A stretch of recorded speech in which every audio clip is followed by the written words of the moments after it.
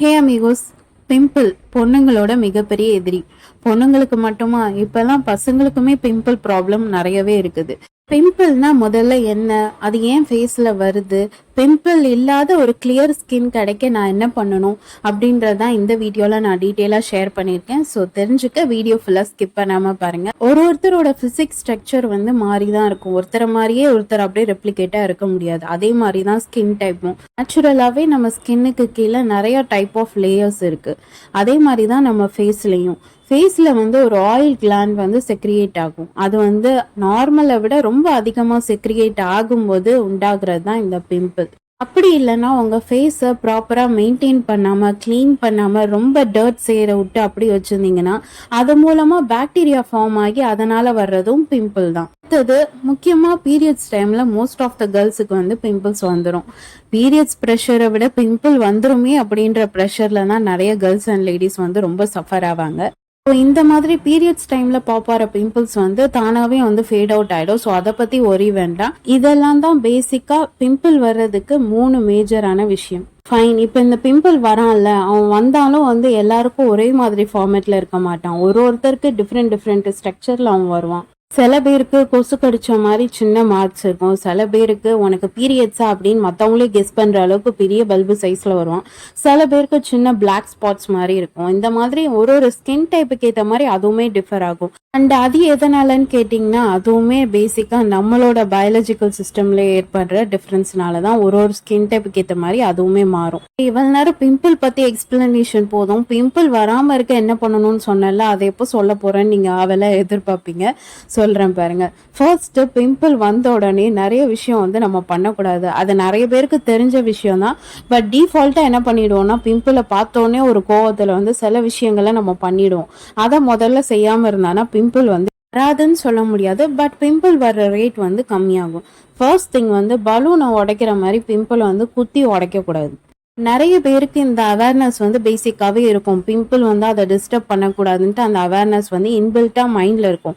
But என்னன்னா வந்து திடீர்னு ஒரு வெளியே போற ஒரு பார்ட்டியோ ஒகேஷனோ வந்து அமையும் போது தான் அந்த பிம்பிள் வந்து ஸ்கின்ல வரும். ஸோ அந்த டைம் வந்து பொறுக்காம என்ன பண்ணுவோம்னா, பிம்பிளை வந்து ஒன்று குத்திடுவோம், இல்லை நசுக்கிடுவோம், இல்லை அமுத்திடுவோம். ஏதாவது ஒன்று பண்ணி இந்த பிம்பிளை எடுத்துட்டானா என் ஃபேஸ் வந்து அப்போ கிளியரா இருக்கும் அப்படின்னு நினைச்சிருவோம். பட் அந்த மூமெண்ட்ல நம்ம எடுக்கிற டெசிஷன் வந்து பிம்பிள் அப்படியே பாப் அவுட் பண்ணி பிச்சிடலாம். பட் உள்ள இருக்க ஒரு ஆயில் கிளாண்ட் நான் சொன்னேன் இல்லையா, ஸோ பிம்பிளை டிஸ்டர்ப் பண்ணும்போது அது உள்ள இருந்து வெளியே வந்து எங்கெல்லாம் ஸ்கின்ல வந்து ஸ்பிளாஷ் ஆகுதோ அங்கெல்லாம் திருப்பியும் பிம்பிளை ஏற்படுத்தும். ஸோ உங்க கையை மட்டும் வச்சுட்டு சும்மா இருங்க. அவன் பாட்டுக்கு கொஞ்ச நாள்ல அப்படியே ஃபேட் அவுட் ஆயிடுவான். இல்லை எனக்கு மறைய மாட்டேன்றான், அப்படியே தான் இருக்கான், அவன் வந்து மார்க்ஸா வந்து என் ஃபேஸ்ல வந்து அசிங்கமா தெரியறான் அப்படின்னாலும் அதுக்கு என்ன டிப் ஃபாலோ பண்ணணும் அப்படின்றதையும் இந்த வீடியோல நான் ஷேர் பண்ணியிருக்கேன். ஸோ பிம்பிளை நீங்க எந்த அளவுக்கு டிஸ்டர்ப் பண்ணாம இருக்கீங்களோ அந்த அளவுக்கு அவன் உங்களை டிஸ்டர்ப் பண்ண மாட்டான். ஓகே, நீங்க சொல்ற மாதிரி நான் கான்சியஸா பிம்பிளை டிஸ்டர்ப் பண்ணாமலே இருக்கேன். ஆனா என் ஸ்கின்னுக்கு பிம்பிள் வந்தோடனே கூட அலர்ஜியும் சேர்ந்து வந்துடுது. எப்போதுமே அந்த இச்சிங் சென்சேஷன் இருக்கு, எனக்கு சொரியணும்னு தோணுது. அப்ப அந்த மாதிரி டைம்ல நான் என்ன பண்ணணும் அப்படின்னு கேட்பீங்க. சில பேருக்கு பிம்பிளோட சேர்ந்து இச்சிங் சென்சேஷனும் வரும். ஸோ அவங்க என்ன பண்ணணும்னா, ஐஸ் கியூப்ஸோ இல்லை நல்ல சில்டு ஆப்ஜெக்ட்ஸோ எடுத்து உங்களோட பிம்பிள் இருக்க ஏரியாவில் ஜென்டலாக வந்து நீங்கள் அப்படியே மசாஜ் பண்ணிங்கனாவே அந்த இச்சிங் சென்சேஷன் வந்து ரெடியூஸ் ஆகும். ஸோ நீங்கள் கையை வச்சு அதை ஹார்ஷாக டிஸ்டர்ப் பண்ணவும் வேண்டாம், சேம் டைம் உங்களுக்கும் ரிலாக்ஸிங்காக இருக்கும். சரி, இப்போ பிம்பிள் வந்தால் இவ்வளோ பண்ணணும்னு சொல்றியே, பிம்பிள் வராமல் இருக்க என்ன பண்ணணும் அதை கொஞ்சம் சொல்றியா அப்படின்னு கேட்பீங்க. இதுவும் இருக்குது. ஃபர்ஸ்ட் திங், எந்திரிச்சா ரொட்டீனா குளிக்கணும்ன்றது எப்படி மேண்டேட்ரியா இன்பில்ட்டா நம்ம மைண்ட்ல ஃபிக்ஸ் ஆயிருக்கோ அதே மாதிரி நம்ம ஃபேஸை ஆஃபன் கிளென்ஸ் பண்ணிட்டே இருக்கணும். முக்கியமா வெளியே போயிட்டு வந்தோடனே உங்க ஃபேஸை கிளீன் பண்ண கத்துக்கோங்க. உங்களுக்கு அது லாங் டேவா இருக்கலாம், ஒர்க் ஸ்பேஸ்லயோ இல்லை காலேஜ்லயோ இல்லை ஏதாவது ஒகேஷன் பார்ட்டி கூட நீங்க போயிட்டு வந்திருக்கலாம். டயர்ட்னஸ்ல வந்த உடனே அக்கடான்னு படுக்கணும்னு நினைக்காம கொஞ்சம் டைம் எடுத்து ஒரு 2 months ஆச்சு அந்த ஃபேஸுக்கு ஒதுக்கி கொஞ்சம் கிளீன் பண்ண கத்துக்கோங்க. வெளியே போகணுன்னா 4 பேர் முன்னாடி என் முகம் பளிச்சுட்டு இருக்கணுன்றதுக்காக நல்லா வெல்க்ரூம் பண்ணி போகிறோம். பட் வீட்டுக்குள்ள வந்த அப்புறம் அதே இனி யார் பாப்பா அப்படின்னு ஒரு கேர்லெஸ்னஸ்ல ஃபேஸை மறந்துடுது. ஸோ ஃபர்ஸ்ட் ஸ்டெப், எந்த அளவுக்கு நீங்கள் ஃபேஸை வந்து நல்லா வாஷ் பண்ணிகிட்டே இருக்கீங்களோ அந்த அளவுக்கு உங்கள் ஃபேஸில் டர்ட் வந்து கம்மியாகும், பிம்பிள் வர்றதுக்கான சான்ஸும் வந்து கம்மியாகும். செகண்ட் திங் வந்து உங்கள் ஸ்கின்னை மாய்ஸ்சர் லாக்காக கண்டிப்பாக வச்சுக்கணும். மாய்ஸ்சருன்றது உங்கள் ஃபேஸுக்கு எவ்வளோ இம்பார்ட்டன்ட்ன்றது நான் தனியாக ஒரு வீடியோவில் ஃபுல் டீட்டெயிலாக நான் உங்களுக்கு சொல்லியிருக்கேன். ஸோ பார்க்காதவங்க டிஸ்கிரிப்ஷனில் லிங்க் இருக்குது, அதை போய் பார்த்துக்கோங்க. அப்போ உங்களுக்கு புரியும் நம்ம ஃபேஸில் எவ்வளோ தூரம் மாய்ஸ்சர் இம்பார்ட்டன்ட்ன்றது. அண்ட் அந்த வீடியோலையும் உங்கள் ஸ்கின் டைப்புக்கு ஏற்ற மாதிரி எப்படி மாய்ஸ்சரைசரை சூஸ் பண்ணணும் அப்படின்றதையும் நான் டீட்டெயிலாக ஷேர் பண்ணிக்கேன். ஸோ அதை போய் பார்த்து தெரிஞ்சுக்கோங்க. அண்ட் தேர்ட் திங் வந்து ரொம்ப ஹைட்ரேட்டடாக இருக்கணும். எந்த அளவுக்கு நம்ம அதிகமாக வாட்டர் இன்டேக் எடுத்துக்கிறோமோ அந்த அளவுக்கு நம்மளோட ஃபிசிக்கல் ஸ்ட்ரென்த்துக்கும் நல்லது அண்ட் நம்மளோட ஃபேஸ் க்ளோக்குமே ரொம்ப நல்லது. முக்கியமாக பிம்பிள் வராமல் இருக்கணும்னா தண்ணி நிறைய குடிக்க கற்றுக்கோங்க. தேர்ட் திங் கொஞ்சம் கஷ்டமான விஷயம்தான். முடிஞ்ச அளவுக்கு டீப் ஆயில் ஃப்ரைடு ஐட்டம்ஸை வந்து அவாய்ட் பண்ணணும்.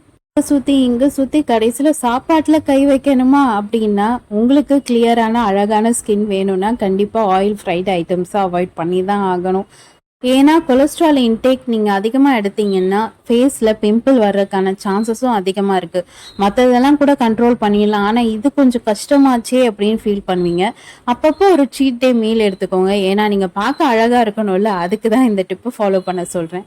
ஓகே, பிம்பிள் வராமல் இருக்க என்ன பண்ணணும்னு பார்த்தாச்சு. பட் பிம்பிள் வந்ததுக்கப்புறம் நிறைய பேருக்கு இந்த பிளாக் ஸ்பாட்ஸுன்றது அப்படியே ஸ்கின்ல வந்து தங்கிடும்.